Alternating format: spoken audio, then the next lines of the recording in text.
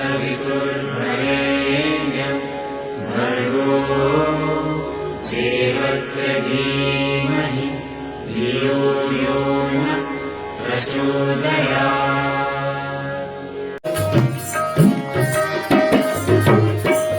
आरती उतारूं तो भागवत जी ने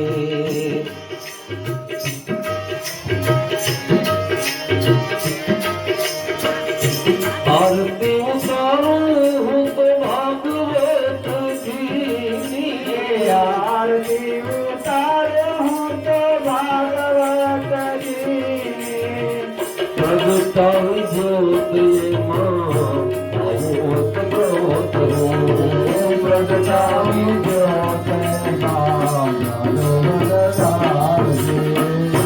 मन रूप पे છે મારું માળાઈના નામની મનરું જપે છે મારું મનના નામને આરતી ઉતારી મારા અંતરને ઠારો આરતી ઉતારું મારા અંતરને સારે દાસી બનીને ઉતરો હું એના નામની દાસ બનીને ઉતારું એના નામને એ આરતી ઉતારું તો પિતૃદેવની આરતી ઉતારું તો પિતૃદેવની એ આરતી ઉતારું તો નર્મદે મૈયાની આરતી ઉતારું તો નર્મદે મૈયાની આરતી ઉતારું તો નર્મદે મૈયાની આરતી ઉતારું તો ગોરારે નાથને તીર્થેશ્વર મહાદેવ ઘોડિયા કરો દેવ જટામાં વહે માત ગંગે પતિતને પાવન કરતી તીર્થેશ્વર મહાદેવ ઘોડિયા કરો તમારી સેવ જટામાં વહે માત ગંગે પતિતને પાવન કરતી અરે પાર્વતી ના પતિ ઘોડલે રમે ગુણ નો નથી કાપડી જપે ગતિને સતી આરતી હો કરતી હર હર હર મહાદેવ ઘોડિયા હર હર હર મહાદેવ હર હર હર મહાદેવ ગોરિયા હર હર મહાદેવ નિર્મળ જલની ધાર ધરે કોઈ બીજી પત્ર હાર શિવાયો નમઃ અરે ઉચ્ચાર ધ્યાન શંકરનું તારે નિર્મળ જલની ધાર ધરે કોઈ બીજી પત્ર ઉપહાર શિવાયો નમઃ ઘરનું જારે ધર્મયર્થને કામ મોક્ષય સાર ફળને સાર શિવાયો મહામ દામને ઠામ સમરીએ સમનો સમને હર હર હર મહાદેવ ઘોડિયા હર હર મહાદેવ હર હર હર મહાદેવ ઘોડિયા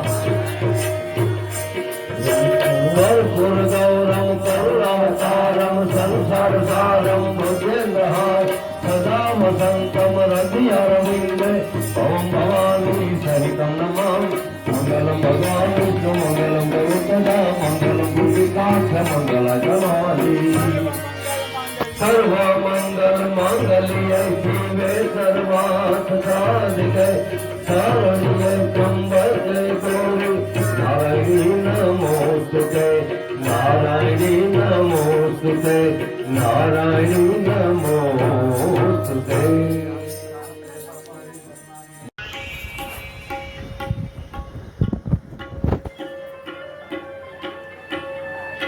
बोलो भागवत भगवान की जय। बालकृष्ण लाल की जय। ओम श्री अष्टविनायक गणपति ददारी दिशि लाभ सुख सडम देश मंगल षष्ठी देवी विधाता माता शिव पार्वती देवी काल भैरव भट्ट भैरव भैरवनाथ વીરબજરંગબલીએ નમો નમઃ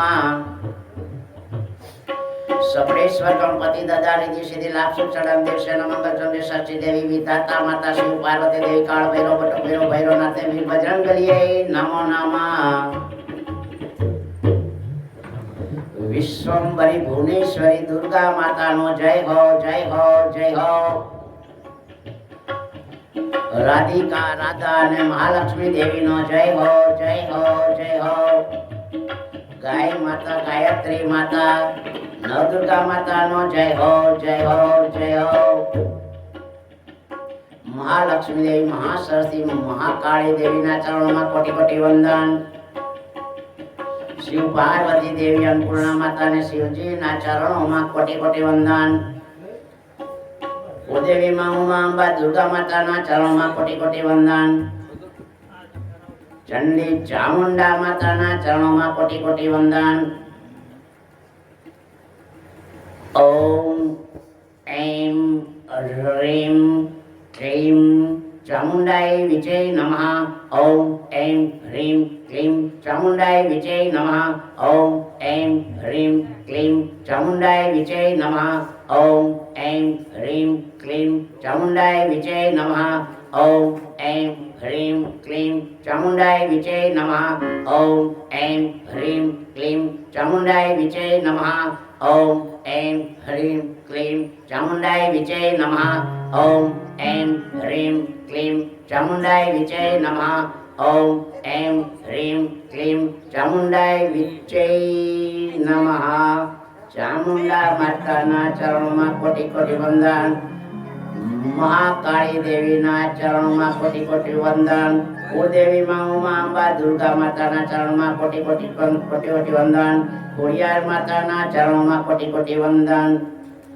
ગંગા જમુના બ્રહ્મપુત્ર તાપી ગોદાવરી મય ભાદર ઉતાવળી મચુ નાગમતી સરસ્વતી કાવેરી કૃષ્ણ નર્મદા માતાના ચરણોમાં કોટી કોટી વંદન પૂજ્ય માતૃશ્રીના ચરણમાં કોટી કોટી વંદન પૂજ્ય પિતાશ્રીના ચરણમાં કોટી કોટી વંદન સર્વ પિતૃલોકના ચરણમાં કોટી કોટી વંદન પંચભૂત દેવતા ના ચરણમાં કોટી કોટી વંદન ગાય માતા અને નંદી બાબાના ચરણમાં કોટી કોટી વંદન પિતા સદા શિવ અને માતામાં પાર્વતી દેવીના ચરણોમાં કોટી કોટી વંદન 1008 મહામાયામાં ભગવતીના ચરણમાં કોટી કોટી વંદન 33 કરોડ દેવતા સ્વરૂપા ગાય માતાના ચરણોમાં ફરી વખત કોટી કોટી વંદન આજનો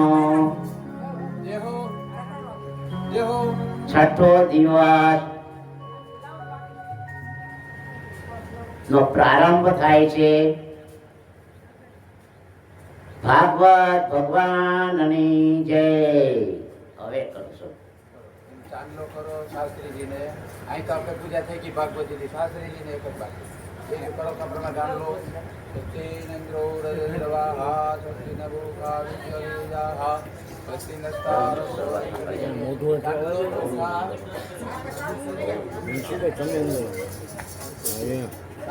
હાથમાં એક ફૂલને ચોખા હાથમાં આચરી બનાવો. પછી હું કહું દે આશીર્વાદ દઈ દો. શરણાઈ ના ચાંદલો કરો બેન.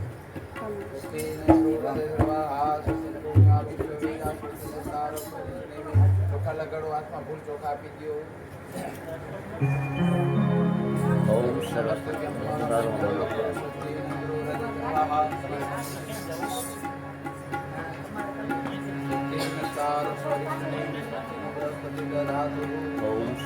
ચાલો એ ત્રણેય જણાને આશીર્વાદ આપી દો. આશીર્વાદ હારી કંકાવડી આપી લાવો. શ્રીફળ લઈ લો આગળથી. એક પ્રદક્ષિણા કરી નાખો. શાંતિ હારી કંકાવડી અહીંથી ભાઈ ઉપર મૂકી દો. આવડા શ્રીફળ દો ભાઈના હાથમાં. કાનભાઈ ઓમ નમો ભગવતે વાસુદેવાય. ઓમ નમો ભગવતે વાસુદેવાય.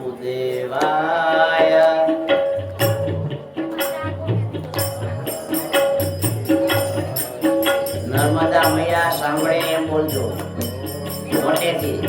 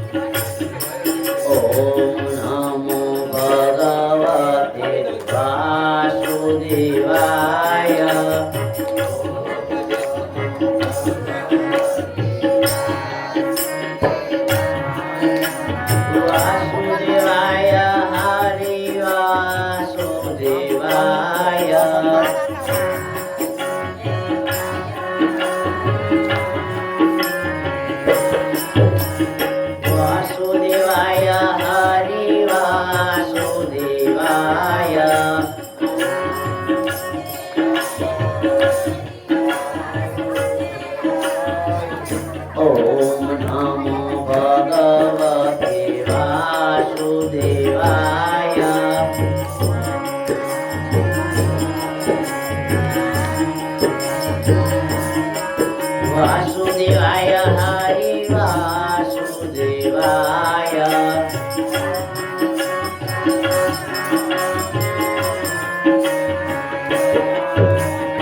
વાસુદેવાય હરિ વાસુદેવાય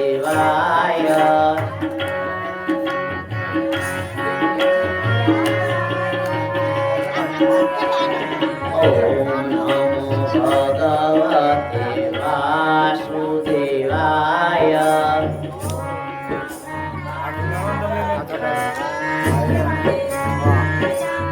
ઓમ નમો ભગવતે વાસુદેવાય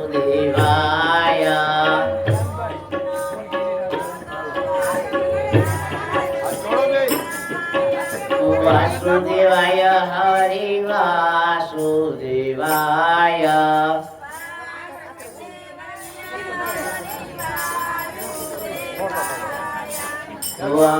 વાસુદેવાય હરિ વાસુદેવાય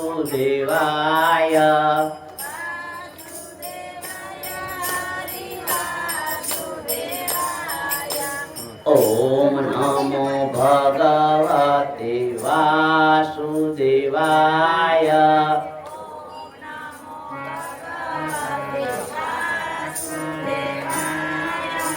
વાસુદેવાય હરિ વાસુદેવાય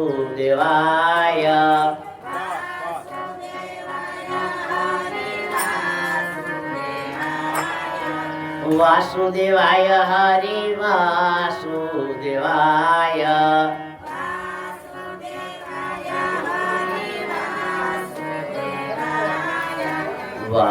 વાસુદેવાય હરિ વાસુદેવાય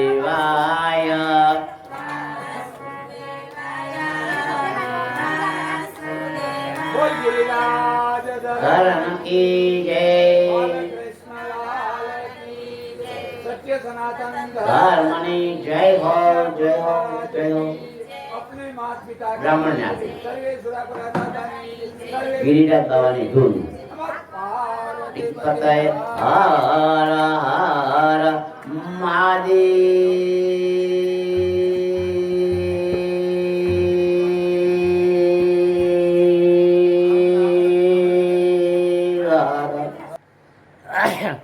ભગવાન મળી જાય કેટલાયને ભગવાન મળ્યા છે તોય એની બુદ્ધિ બેર મારી જાય છે ભગવાનને ઓળખવા છતાંય ભગવાનનું માનતા નથી. દાખલા તરીકે રામ યુદ્ધ દરમિયાન સામે જ ઊભા છે રામ. દાખલા તરીકે કૃષ્ણ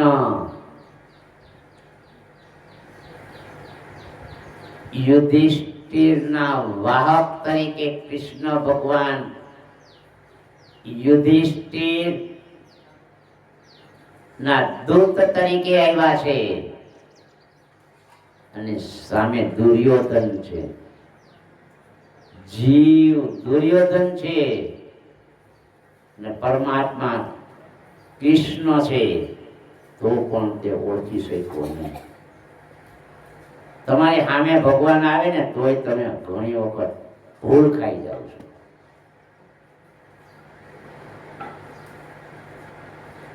આપણી સામે દ્રષ્ટાંત છે શાસ્ત્રમાં.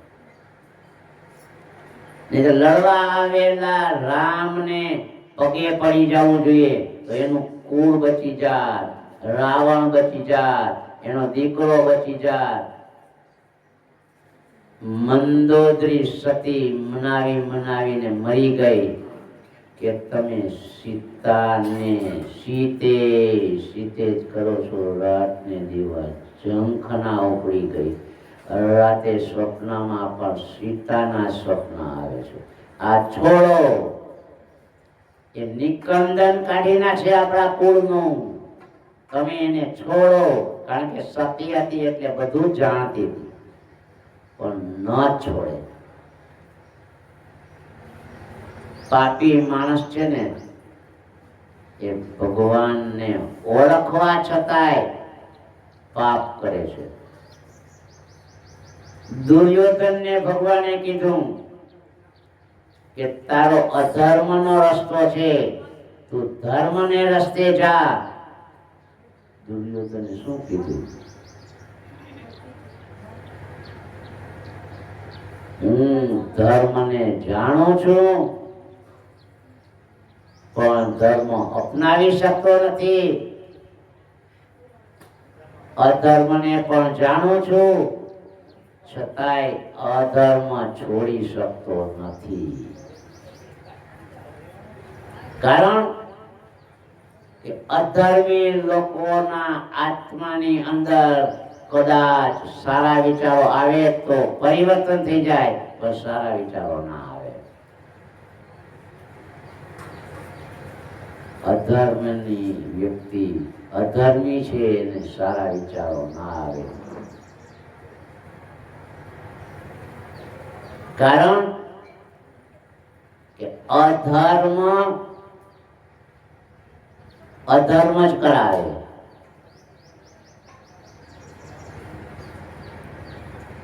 દુર્યોધને 99 ભાઈને મરાવી નાખ્યા.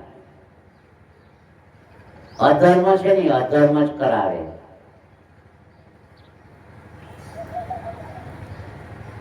તમે જુઓ તો અધર્મી બધા જ ધર્મને રસ્તે ના જાય. માટે હંમેશા સત્સંગ કરો, સત્સંગ કરો, સત્સંગ કરો. અને એટલા માટે જ મેં સાંજે સત્સંગનો કાર્યક્રમ ગોઠવ્યો હતો કે જો એમાંથી એક શબ્દ ઉતરી જાય તો તમારો માર્ગ અધર્મથી ધર્મ તરફ વહી જાય. પણ તમારા હૃદયમાં અધર્મ હોય તો ધર્મને રસ્તે ના જઈ શકાય. આપણે તો પથારી પેલા ભલે તારીને મારી વાતો કરી અને મજા મજા મજા, એમાં મજા સાચી નથી. કૃષ્ણ કૃષ્ણ કૃષ્ણમાં મજા છે.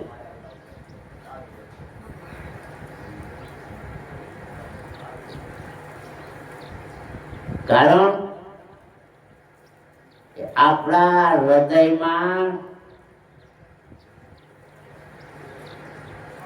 રાક્ષસ બેઠો છે જે અધર્મ કરાવે છે. કૃષ્ણને સામે આવવા દેતો નથી. કૃષ્ણ સામે આવે તો તમારે અધર્મ દૂર થાય ને ધાર્મિક બનવું.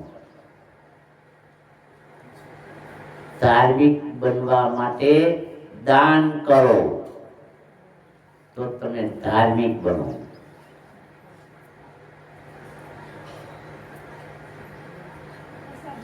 પણ દાનમાં અભિમાન આવી જાય તો એ તમારું દાન ફોકટ જાય.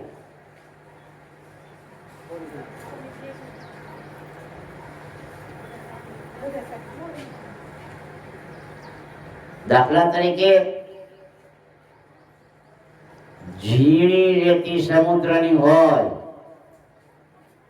અને એમાં તમે તમારું નામ લખો અને ભરતી આવે અને પછી જુઓ તમારું નામ રહેશે. પાણી ફરી ગયું. એનું આપણું આજ છે એના ઉપર પાણી ફરી જાય. દ્રષ્ટાંત મારે એટલા માટે આપવા પડે છે કે તમારા હૃદયમાં આ ખૂંચી જાય અને મારો કાનો પ્રવેશ કરી જાય. નથી દીકરો ભેગો આવવાનો, નથી વહુ ભેગી આવવાની, નથી સંપત્તિ ભેગી આવવાની, નથી જમીન જાયદાદ ભેગા આવવાના. મારો કાનો ભેગો આવશે. કરેલો ધર્મ ભેગો આવશે, કરેલો અધર્મ ભેગો આવશે. કારણ કે કરેલા કર્મના ફળ તો એક નહીં અનેક ભવોમાં ભોગવવા પડે છે. જે મેં તમને ગંગાપુત્ર ભીષ્મમાં કરી દીધી. 99 ભવના કર્મો ભોગવવા પડે છે. લે અશુદ્ધ અન્ન ખાધું હોય, કોઈનું પાપી અન્ન ખાધું હોય તો પાણી ફરી વળે. હવે પાણી ફરી વળે યાદ રાખો, તમારું નામ જે લખ્યું છે ભગવાનનું કે તમારું, એના ઉપર પાણીની વેર આવે, ભરતી આવે અને પછી તમે જુઓ પાણી ફરી નામ નિશાન ના રહે.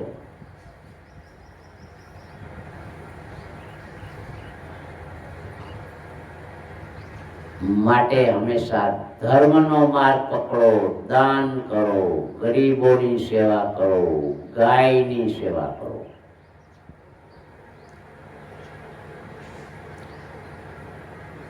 લક્ષ્મી ક્યારે ઘરમાંથી ચાલી જાય એનું મેં વિસ્તૃત વર્ણન કર્યું છે, એટલે વર્ણન કરતો નથી, એનો ખ્યાલ રાખો. ગોપીઓ કહે છે કે વૈકુંઠથી પણ વ્રજનો મહિમા વધારે થઈ ગયો છે.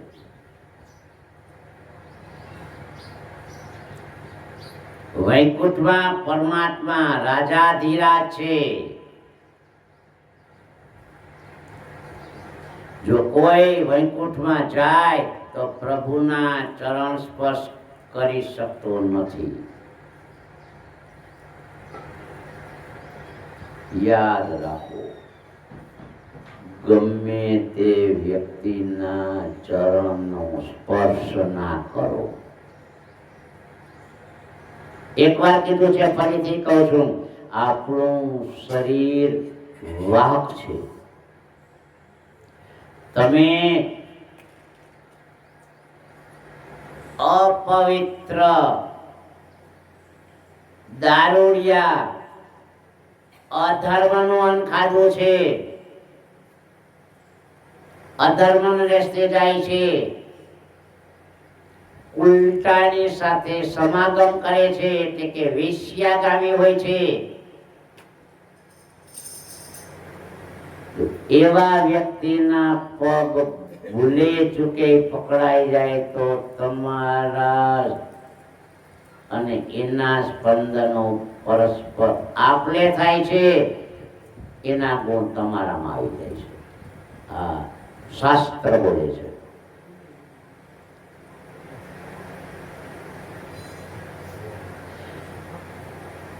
પરીક્ષિત રાજાએ માત્ર સોનાનો મુગટ પહેર્યો. પરીક્ષિત જેવો અત્યાર સુધીમાં કોઈ દાનવીર થયો નથી. 3 ભુવનનો રાજા છે અને માત્ર સોનાનો મુગટ પહેરવાથી એની બુદ્ધિ ભ્રષ્ટ થઈ ગઈ. ઋષિના ગળામાં મરેલો સાપ નાખ્યો. કારણ કે પરીક્ષિત આવું કરે નહીં, પણ કરાયું છે સોનાના મુગટે. એટલે આ તો અપવિત્ર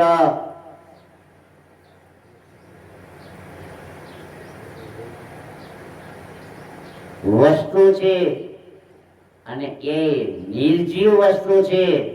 અને એ જો આટલું કરી શકતો હોય તો માનવીના સ્પંદનો પ્રવેશ કર્યા વિના રે ના રે. એટલે ગમે તેના પગ ના પકડો, એટલે કે પગે ના લાગો. હા, મા બાપના પગે પડવું જોઈએ. માતા અને પિતા, જો માતા પિતાને ભૂલશો નહીં.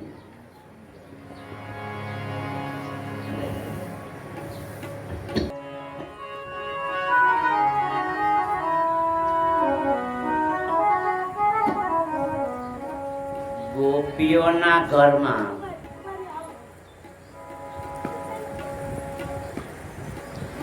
ગોપીઓના ઘરમાં શ્રી કૃષ્ણ ભગવાન જાય છે, માખણ માગે છે.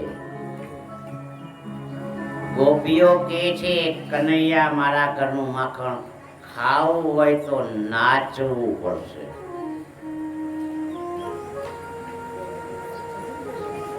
મારો વાલો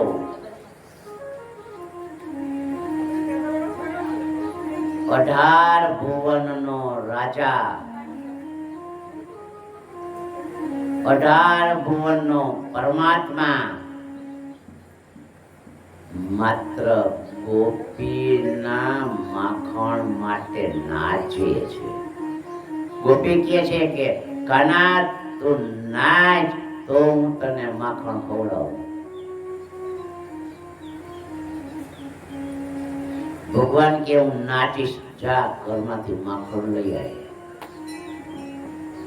યાદ રાખજો, એના ઘરમાં માખણના દોણા ને દોણા ભેગા છે. લાખો ગાયો જેના ઘરમાં હોય અને બે છોકરા હોય તો કેટલું માખણ ખાય. પણ ગોપીઓ પાસે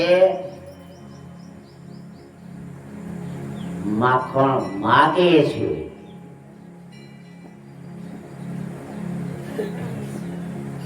કહેવત છે કે માગવું અને મરવું બે સરખું, પણ મારો કાનો માખણ ગોપીઓ પાસે માગે છે. એટલા માટે એની પરીક્ષા કરે છે ગોપીને કે પ્રેમથી મને માખણ ખવડાવે છે કે નહીં. પ્રેમી છે, પ્રેમનો ભૂખો છે કાનો. તો ગોપી માખણ લેવા જાય છે, માખણ લઈને આવે છે.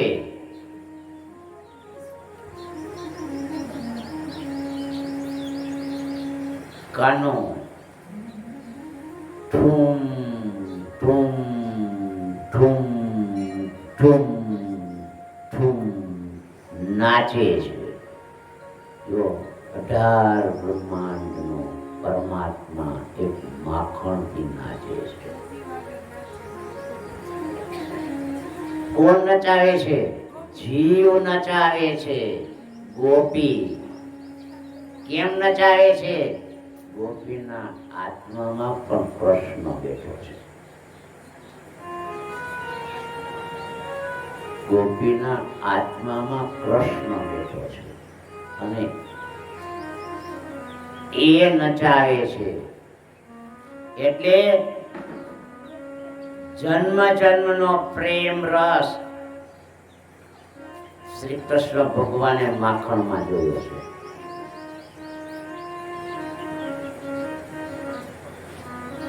કોઈને ટીબી થઈ હોય અને તમે એને માખણ ખવડાવો સવાર સાંજ તો ટીબી મટી જાય. અહીંયા નથી આપ્યું, પણ ડોક્ટરો કહે છે કે એને માખણ આપો. આટલી શક્તિ માખણમાં છે.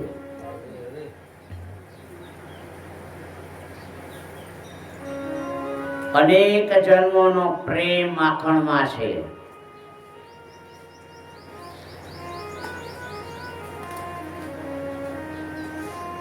અવાજ બંધ કરો.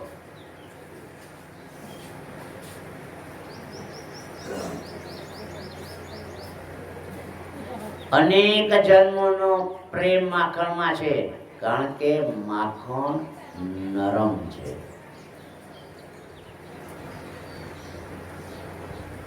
માખણ લીલામાં ભગવાન આ શીખવે છે, નરમ બનો, નરમ બનો, માખણ જેવા બનો.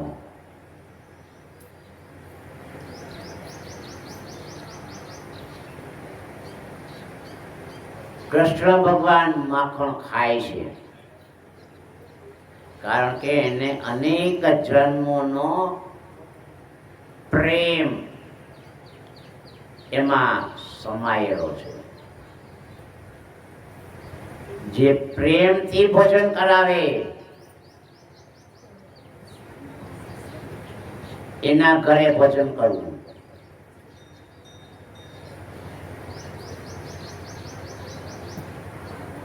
અપમાન કરીને ભોજન કરાવે તો એ ભોજનમાં રસ જાગૃત થતો નથી. પહેલે દિવસે વાત કરી ગયો 7 રસની, કડવાથી માંડીને મધુર સુધી. તો પ્રેમ જાગૃત કરવા માટે રસ ઝરવો જોઈએ. કનૈયો માખણ માટે નાચે છે એટલે કે સમાજને કહે છે કે તમે નરમ બનો, તમે નરમ બનો. તો તમને એમ થાય કે ઘરે દોણા ભર્યા છે તો બીજાની ઘરે શા માટે માખણ માગવા જાય છે?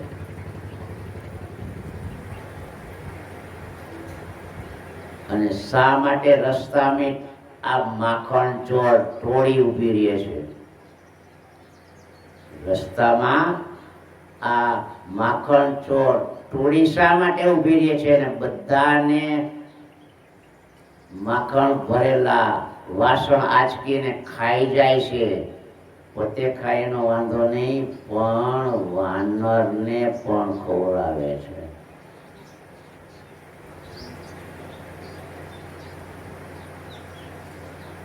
શા માટે? તમે શાસ્ત્ર વાંચો છો પણ જવાબ નથી આપતું. અહીંયા હું જવાબ આપું છું. આ માખણ કંસના રાજ્યમાં મથુરા જતું.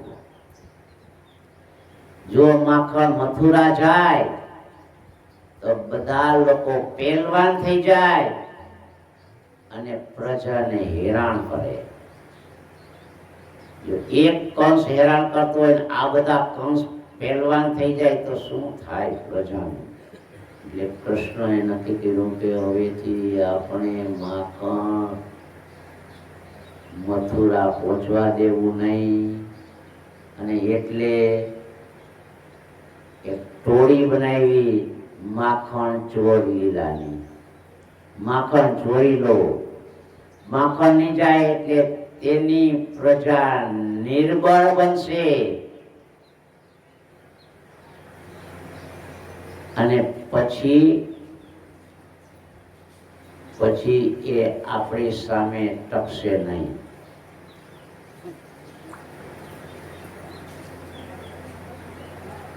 માખણ જવા દેતા નથી. બીજું કે જો માખણ જાય અને ખાય તો એને રોગ ના થાય. રોગ ના થાય તો એની સામે ટકવું પછી મુશ્કેલ.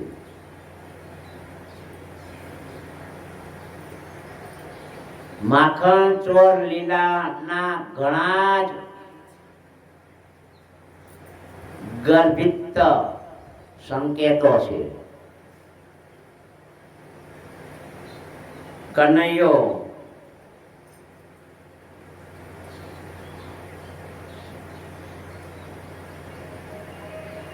મારું કામ કરે તો હું એને માખણ આપું. જો કનૈયાને નચાવ્યો છે આ પ્રજાએ કાંઈ બાકી રાખ્યું નથી મારા વાલાને. કનૈયાને નચાવ્યો છે, કનૈયાને કામ કર્યું છે. કનૈયો 5-6 વર્ષનો છે. કનૈયા કે શું બોલો? મારા ઘરમાં આ સાવેરને લઈને કચરા પોતા કરી નાખ. તો કે તમે મને શું આપશો? તો કે હું તમને મિષ્ટાન ખાવા દઈશ. કનૈયો કે હું મિષ્ટાનનો ભૂખ્યો નથી. તો તારે શું જોઈ છે? મારે માખણ ખાવું છે. કનૈયો કચરા પોતા કરે,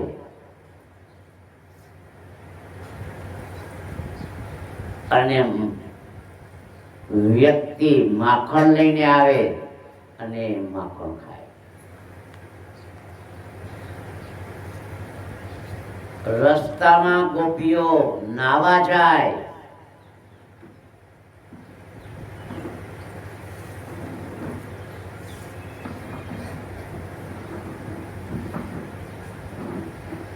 ત્યારે ગોપીની મટકી ફોડી નાખે,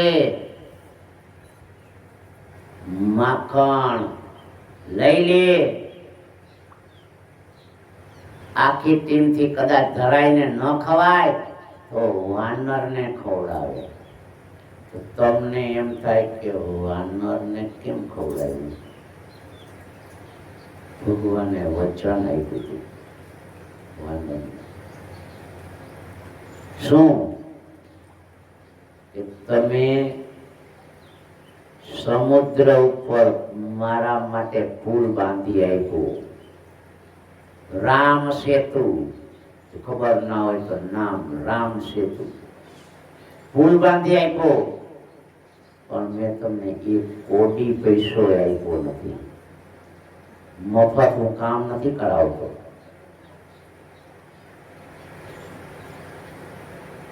તો શું આ ભવે મેં આપ્યું નથી, આવતા ભવે હું તમને ખવડાવીશ.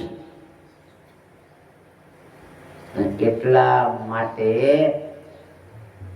વાનર હનુમાન સ્વરૂપ છે. બોલો શ્રી હનુમાનજી મહારાજની જય. અને એટલે માખણ વાનરને ખવડાવે છે.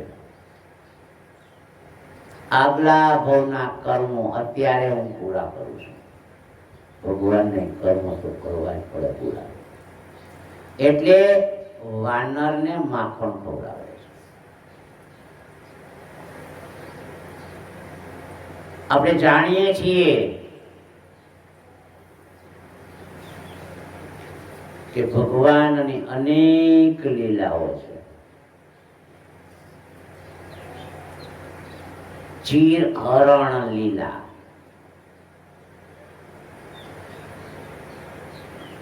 ગોપીઓ નાય છે,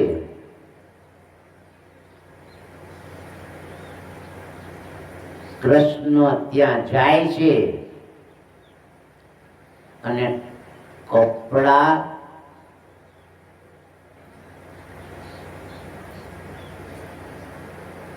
કાંઠા ઉપર પડ્યા છે. નગ્ન અવસ્થામાં ગોપીઓ નાય છે. કપડા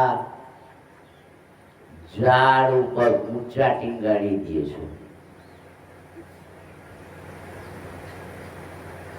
ગોપીઓ વિચાર કરે છે કે આ કૃષ્ણએ તો બહુ કરી, હવે આપણે બહાર નીકળાય નહીં અને કપડા હેઠે આવે નહીં, કપડા પહેરવા કેમ?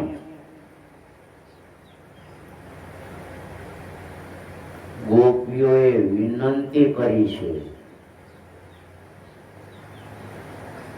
તો ગોપી તળાવમાં દ્વારિકામાં વિનંતી કરી છે કે હે ભગવાન, તમે અમારા કપડા પાછા આપો. અમારા કપડા કેમ લઈ લીધા? તો કે તમે બધી નગ્ન છો ને નગ્ન અવસ્થામાં કદી પણ નદી માતા છે એમાં નવાય નહીં. અને આ બધું દડો લેવાનો એ છે કે નગ્ન અવસ્થામાં બાળકને પણ નવડાવવો નહીં. શાસ્ત્રમાં નથી લખ્યું પણ હકીકત છે. ગણપતિની પૂજામાં લખ્યું છે નાગા નો નાય. નાગો કોઈ દી પડીને નાવું નહીં. શાસ્ત્રમાં લખ્યું છે કોઈ દિવસ નાગા ભૂગા નદીમાં નાવું નહીં. જે ચીર હરણ લીલા આપણને જ્ઞાન આપે છે. આ તો જ્ઞાનની ગંગા સરિતા છે. અહીં તો મારીમાં ગંગા વહે છે ધીમે ધીમે. ચીર હરણ લીલા કેવા દો મને આગળ ઉપર. આમાં અત્યારે નથી પણ દ્રષ્ટાંત છે.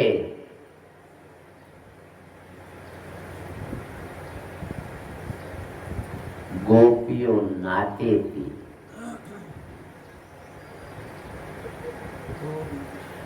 દૂરથી એકાદ માઇલ દૂરથી સુખદેવજી નાગા ફુગા ચાલ્યા આવતા હતા. જો અર્થઘટન ખોટું ના કરતા શબ્દ સહ બોલું છું. નાગા ફુગા સુખદેવજી મહારાજ ચાલ્યા આવતા હતા.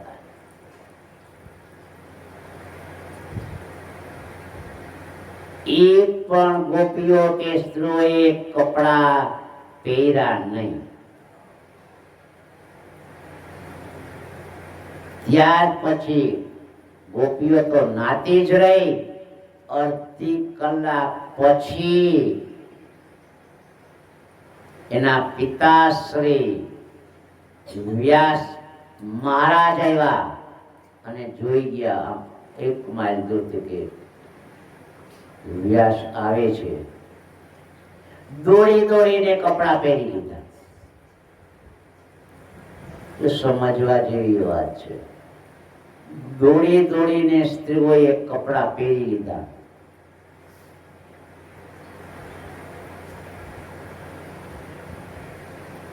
વ્યાસ ભગવાન પસાર થઈ ગયા. ગોપીઓ ઉભી ત્યાં અટકી ગયા અને પ્રશ્ન પૂછ્યો ગોપી કે મારો દીકરો નગ્ન અવસ્થામાં અહીંથી પસાર થયો તો તમે કપડા કેમ ના પહેરી લીધા? અને હું આવતો તો દોડી દોડીને કપડા પહેરી લીધા, શા માટે?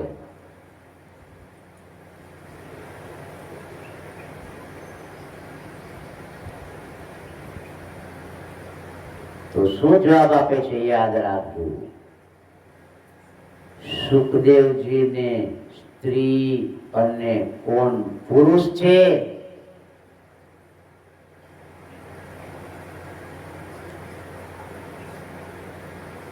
એનો ખ્યાલ નથી. એટલે અમે નગ્ન નાતા હોય તો અમને કાંઈ વાંધો ના આવ્યો, કારણ કે પોતે નગ્ન છે એનોય અમને વાંધો નથી અને અમે નગ્ન નાય છીએ એનોય એને વાંધો નથી. તો કે હું આવ્યો ત્યારે કેમ દોડા દોડી થઈને કપડા પહેરી લીધા? તમે જીવ છો, ભલે તમે વ્યાસ ભગવાન હો, અત્યારે તમે જીવ છો અને જીવને સ્ત્રી અને પુરુષનો ભેદ હોય છે, માટે અમે કપડા પહેરી લીધા. આ ખબર બહુ ઓછાને હોય છે.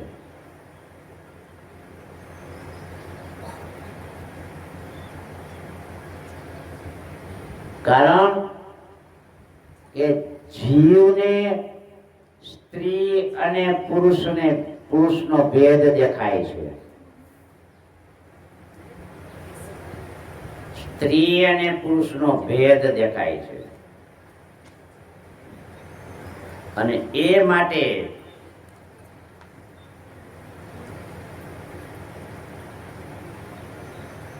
વ્યાસ ભગવાન પણ મોઢામાં આંગળી નાખી ગયા કે મારા કરતા આ ગોપીઓ બુદ્ધિમાં આગળ છે.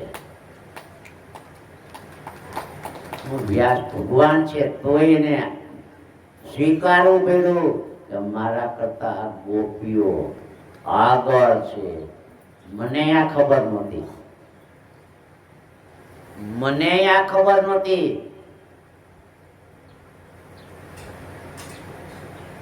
હવે પ્રસંગ આવે છે નારદજીએ કંસને કૃષ્ણ વાસુદેવના પુત્ર હોવાની વાત કેવી.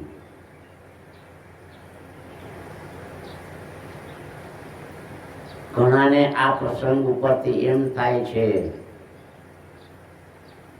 કે નારદજી ચાળી ખાય છે, કૃષ્ણ હજી નાના છે અને અત્યારથી કંસને કહેવાની શું જરૂર.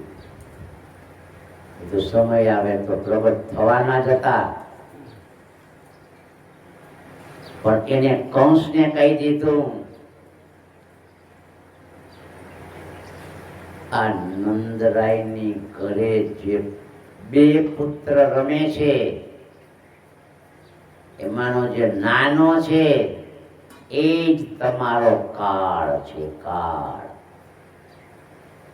શું વાત છે, એને તો મેં વરદાન આપી દીધું છે. તો કે હા તમે ભૂલ કરી, પણ આવી ભૂલ હવે ના કરતા. એ તમારો કાળ છે અને વાસુદેવનો એ પુત્ર 8મો છે અને 7મા પુત્રનો ગર્ભ સરી ગયો તો એ માએ લઈને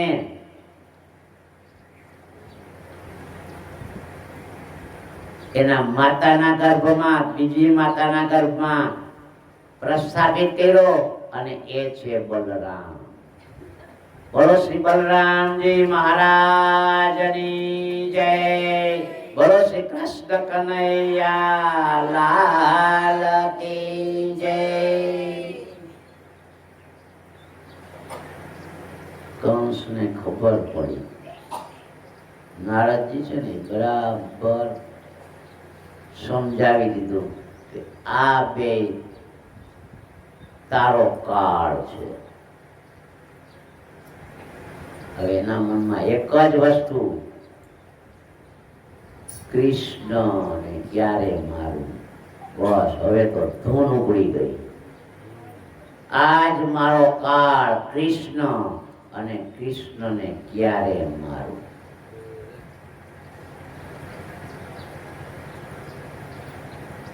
એક પછી એક રાક્ષસોને મોકલા છે કૃષ્ણને મારવા માટે, પણ કૃષ્ણનો વાળ વાંકો કોઈ વાળી શકે એમ નથી.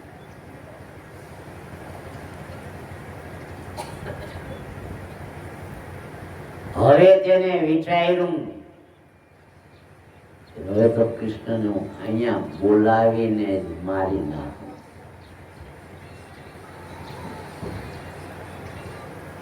કૃષ્ણને મથુરામાં બોલાવીને મારી નાખું. બે ભાઈને બોલાવું, કારણ કે નારદજીએ ઉથલી કરી હતી કે આ તારો કાળ છે. એમ ના કીધું ને મારી નાખ, કારણ કે નારદજી એવું પાપ ના કરે. નારદજી સમજે છે, સમય પ્રમાણે વાત કરે છે. યુદ્ધો કેટલા એના સાથે કરાવ્યા છે, પણ એમ ના કે તમે યુદ્ધ કરો પછી માણસ સમજી જાય. શાનમાં સમજે તે માનવી કહેવાય, લાકડીને મારીને સમજે તે ઢોર કહેવાય.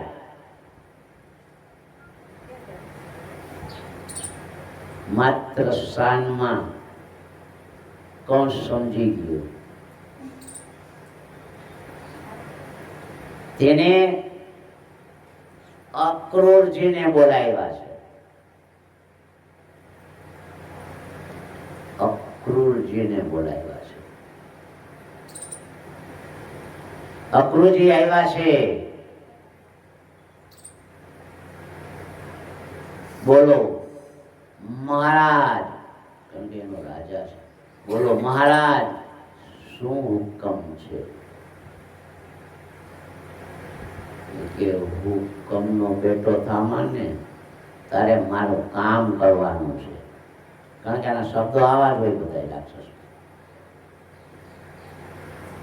તારે કામ કરવાનું છે. શું કામ છે તમારું?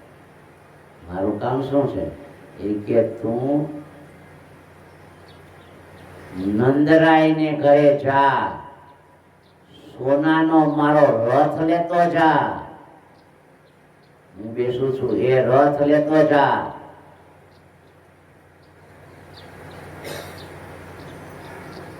અને નંદરાયના બે પુત્રો શ્રી કૃષ્ણ અને બલરામને રથમાં બેસાડીને વહેલામાં વહેલો આવી જાય. તો કે એનું આપણે શું કામ છે નાના બાળકોનું? કારણ કે અક્રૂરજી છે ને એ સમજે છે કે આ ભગવાન છે, એને ખ્યાલ છે, શાસ્ત્રમાં લખ્યું છે. એનું શું કામ છે તમારે? તો કે તારે બીજું શું કામ, હું કહું એટલું કર.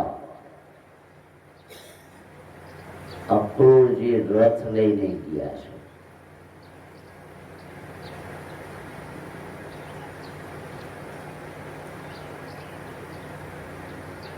રસ્તામાં ગાયો ચરાવીને કૃષ્ણ ભગવાન પાછા જતા હોય એના પગલા જુએ છે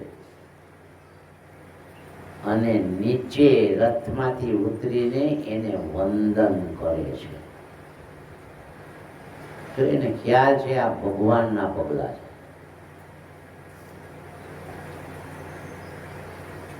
આપણા ઘરે પણ આપણે માતાજીના પગલા કા ચોટાડીએ છીએ કા કંકુના પગલા કરીએ છીએ. અને દીકરાની પત્ની પ્રથમ પ્રવેશ કરે ત્યારે આપણે કંકુ પગલા કરાવીએ છીએ. કંકુ પગલા કરવા માટે ઘરે લઈ આવીએ છીએ, કારણ કે લક્ષ્મી છે.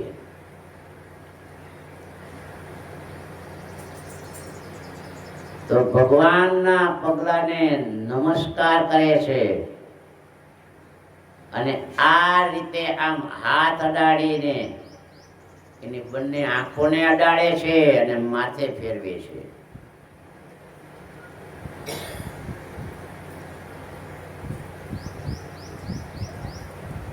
અક્રૂર ધીમે ધીમે નંદરાયના ઘર તરફ આવે છે.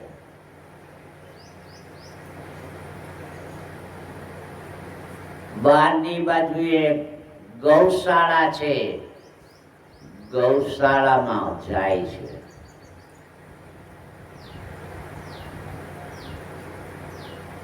ગાયને ચાંદલો કરે છે, કંકુ ચોળે છે, 4 પ્રદક્ષિણા કરે છે અને ગાયના બંને પગને સ્પર્શ કરે છે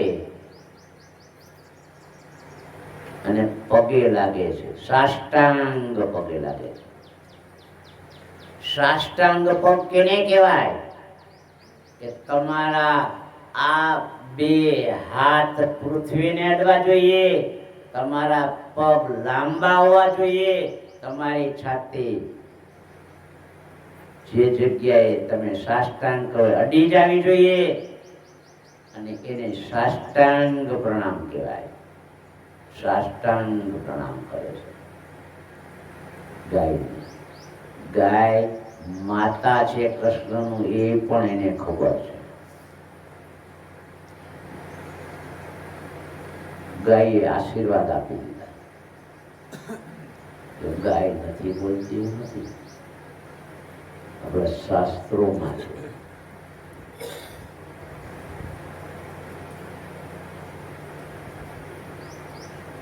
હજારોનું લશ્કર લઈને પરશુરામ ના ઘરે જાય છે. એના પિતાશ્રી જંગલમાં રહે છે.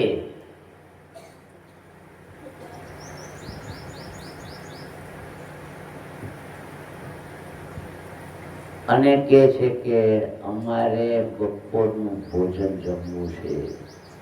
તો એના પિતાશ્રીએ કીધું કાંઈ જ વાંધો નહીં, રાજાને આશ્ચર્ય મનમાં થાય છે કે આટલા બધાને કેમ જમાડી શકશે.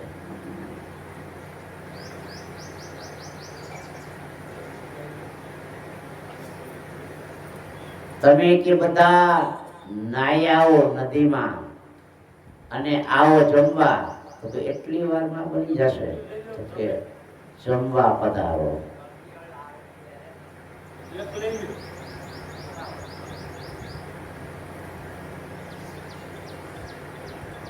જમવા પધારજો.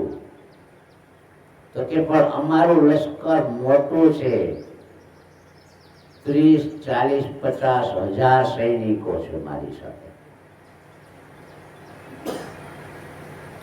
કઈ વાંધો નહીં.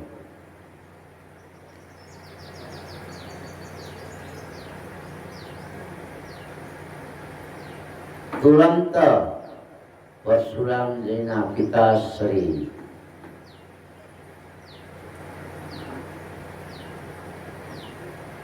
ગાય માતા પાસે ગયા છે. હે મારી માં, આજે આપણે ઘરે મોટો મહોત્સવ થયો છે અને તમારે એ મહોત્સવ પાર પાડવાનો છે.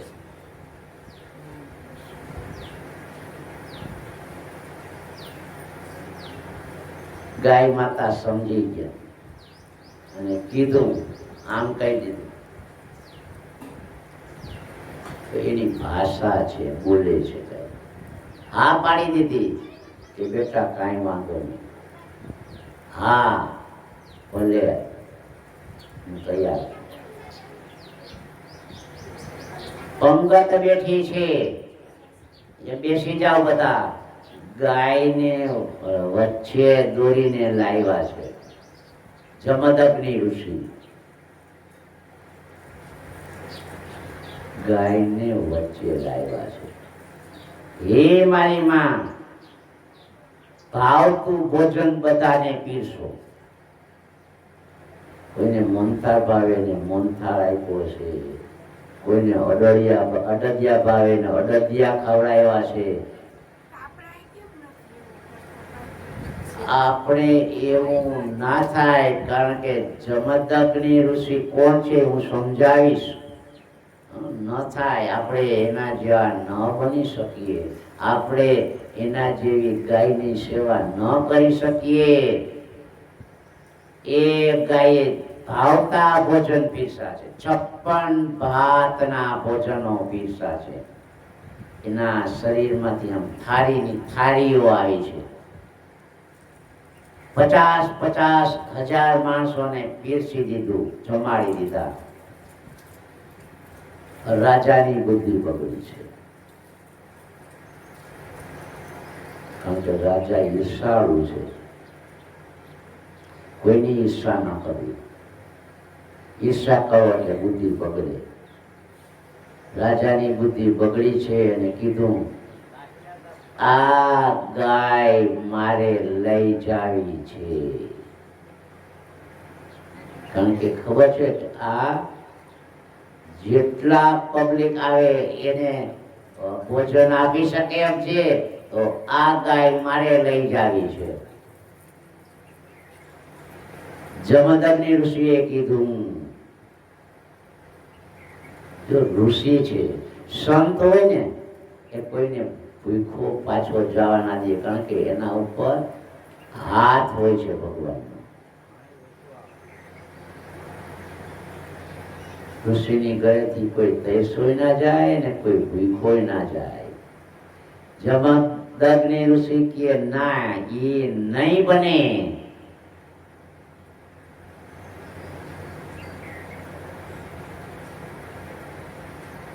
તો કે નહીં બને તો તને મારી નાખીશ.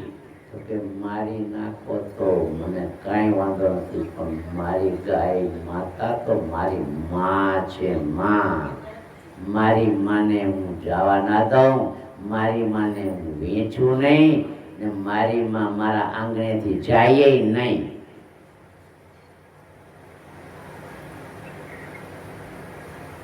જમદગ્નિ ઋષિએ કીધું છે કે હું જોઈ લઉં તને. જમદગ્નિ ઋષિએ કીધું કે તારાથી થાય કરી લે. જો હવે રાજા છે એને કહી દીધું તારાથી થાય કરી લે. શા માટે બોલે છે? એ ગાય છે એની પાસે, એ સર્વસ્વ છે એનું.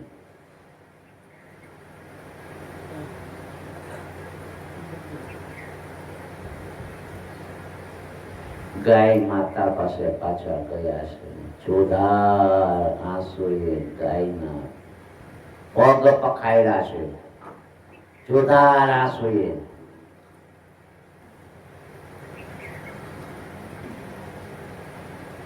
માં સમજી ગયા કે આનો વિચાર મને જવા દેવા માટે નથી. એ સાંભળજો કેમ અહીંયા આવું ના થાય. આપણે કેટલા માટે રડ્યા, ઘણાને રડાવ્યા છે, રડ્યા નથી. ઘણાને રડાવ્યા છે. દીકરો મરી જાય, દીકરી મરી જાય, બધા મરે ત્યારે રડે છે. એ આ રડવું અને જમદગ્નિનું રડવું જુદું છે. એને મા માટે રડ્યા છે. એ મારી માં તને આ લોકો લઈ જશે, કારણ કે એની પાસેથી મારી શક્તિ ઓછી છે. 60,000 સૈનિકો છે, એ રાજા છે, બખ્તરો પહેર્યા છે. મારી શક્તિ એની પાસે નથી. હવે તારે સંભાળવાનું છે. જમદગ્નિ ઋષિ કહેતા હતા ત્યારે માના 2 આંસુ ટપકીને જમદગ્નિ ઋષિ ઉપર પડ્યા.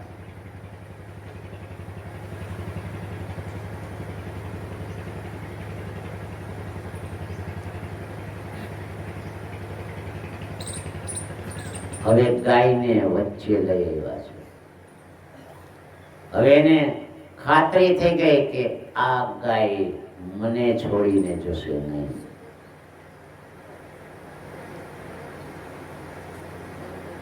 રાજાએ રાસ પકડી છે.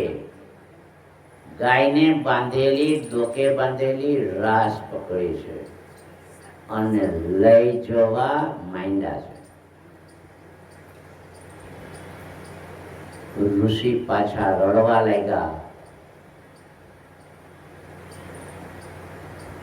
રાજાને કીધું ઉભા રહો, મારે મારી માની 4 પ્રદક્ષિણા કરી છે. રાજા ઉભા છે, ગાયની 4 પ્રદક્ષિણા કરી છે.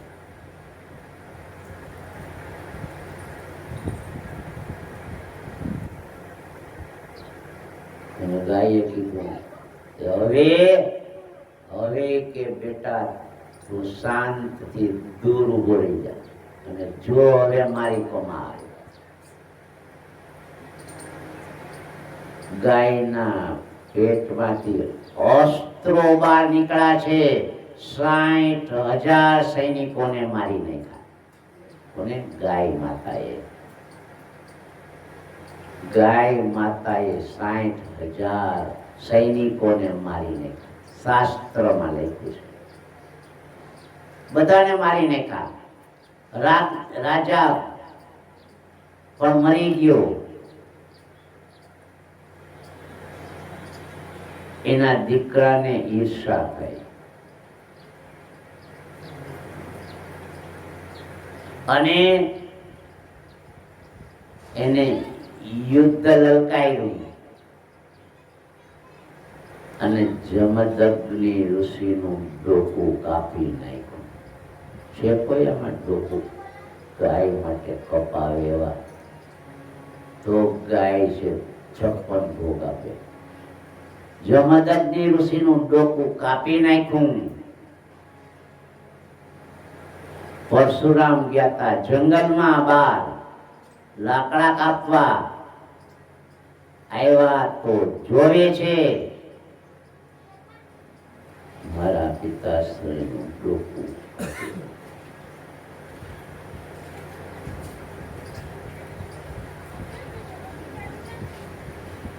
તરત ફરસી ઉપાડે છે અને પ્રતિજ્ઞા કરે છે કે આ ધરતી ઉપર ક્ષત્રિય બચ્ચો નહીં રહેવા દઉં. નિક્ષત્રિય પૃથ્વી કરી છે.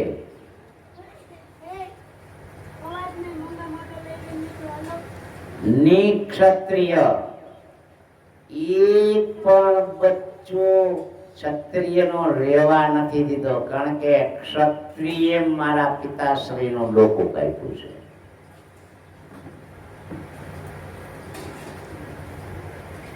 આના ઉપરથી ધડો લેવાનો આ છે કે પોતાના પિતાને વૃદ્ધાશ્રમમાં જતા બચાવો, વૃદ્ધાશ્રમમાં નહીં મોકલો.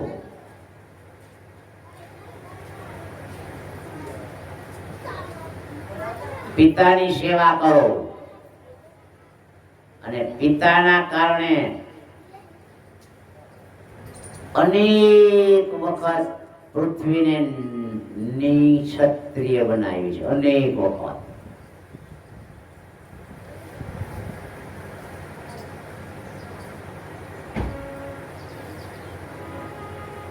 રામ જન્મા છે, જનક રાજાના પ્રદેશમાં ગયા છે. પરશુરામ ત્યાં એને આ અસ્ત્ર શસ્ત્ર મૂક્યા છે. જો સંતની ઘરે સંત આવે, કારણ કે જનક છે સંત છે અને પરશુરામે સંત છે. સંતને ઘરે સંત આવે તો અતિ ઉત્તમ.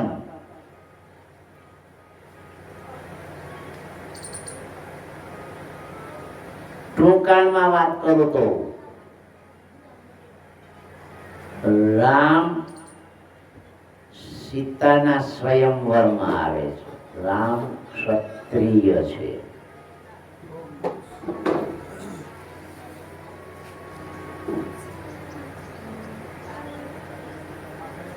સીતાના સ્વયંવરમાં સીતાએ જે ધનુષ્ય તોડ્યું તો એ પરશુરામજીનું હતું. પરશુરામજી ધનુષ્ય અને પરસી બે રાખતા. ધનુષ્ય અહીંયા જનક રાજાના રાજમાં મૂક્યું હતું. 1000 માણસો એ ધનુષ્યને ઉપાડી નહોતા શકતા. 1000 માણસો એને ઉપાડવું હોય ને, નીચે વાળવું ને સાફ કરવું હોય ને, તો હજારો માણસોનો ટેકો લેવો પડતો.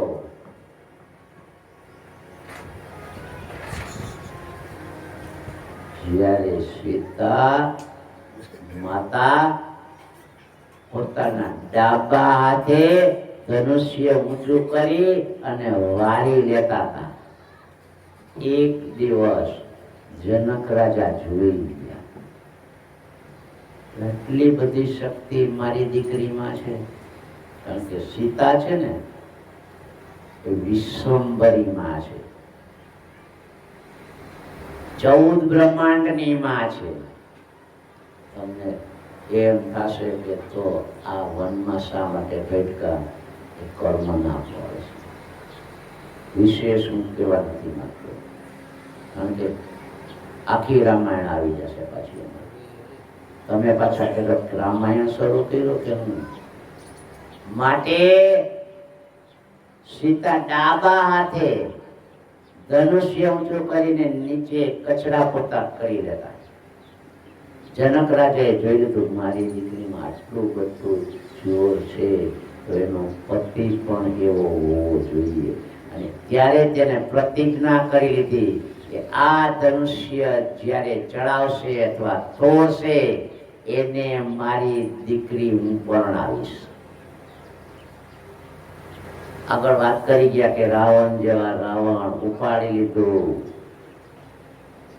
અભિમાનમાં આવી ગયો. અભિમાને એને પાડ્યો અને માથે ધનુષ્ય પડ્યું અને આખી સભા હસાહસ.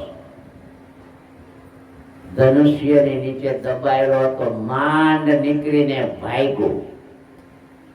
પરણવા તો બોલાવ્યો, ભાગ્યો છે રાવણ. ત્યારે રામે ધનુષ્ય તોડ્યું છે.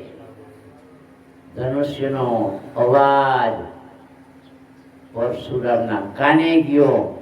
તરત ફરસી લઈને આવ્યા છે કે આ ધનુષ્ય કોઈ રાક્ષસ ના ઉપાડી શકે. આ ધનુષ્ય તો ક્ષત્રિય બચ્ચો જ ઉપાડી શકે અથવા તોડી શકે. માટે હું એને મારી નાખું. આ પૃથ્વી ઉપર ક્ષત્રિય બચ્ચો રહેવો ના જોઈએ. શા માટે ના રહેવું જોઈએ? કારણ કે એના પિતાશ્રીનું ક્ષત્રિય મોત થયું છે.